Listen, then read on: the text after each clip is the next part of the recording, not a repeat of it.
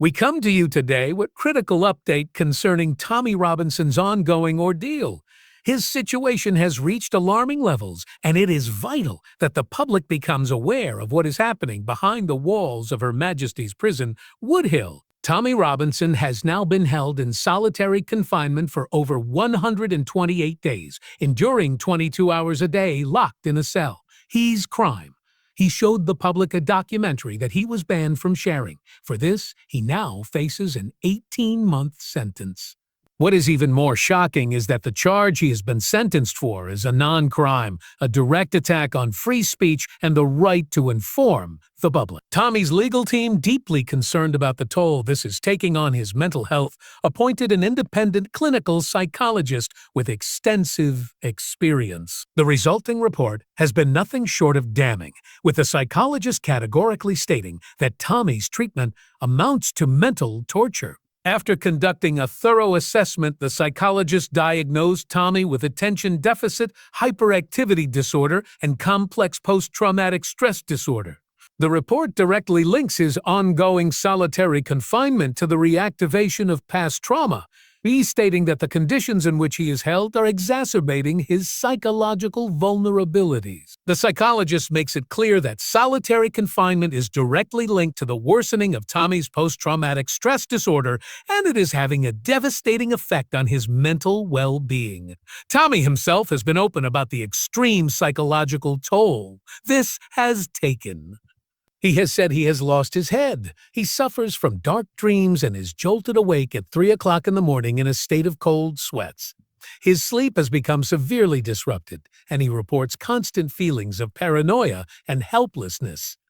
Most heartbreaking of all, he is panicking about his children. This is the reality Tommy Robinson is facing every single day. The legal team, alarmed by this significant deterioration in Tommy's mental health, has launched an emergency court challenge.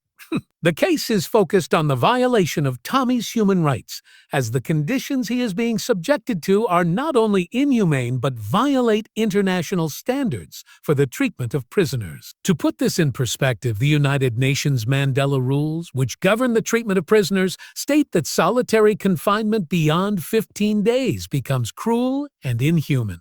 After this threshold, the treatment rapidly escalates towards what can only be described as torture. Tommy has now been locked away in solitary for nearly 130 days, and his health is deteriorating by the day.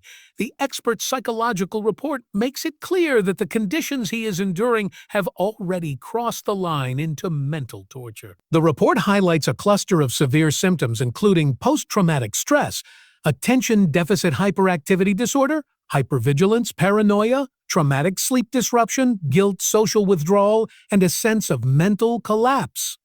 These symptoms are not transient. They are debilitating, worsening over time, and the prognosis is for lasting harm. This is not punishment. It is a calculated effort to break a man who dared to speak out, who dared to question the narratives being pushed forward.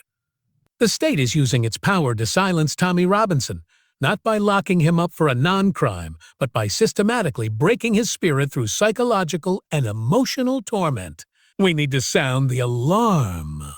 Tommy's case is not just about one man. It is about standing up against the system that seeks to punish those who speak the truth, to silence dissent, and to strip individuals of their fundamental human rights.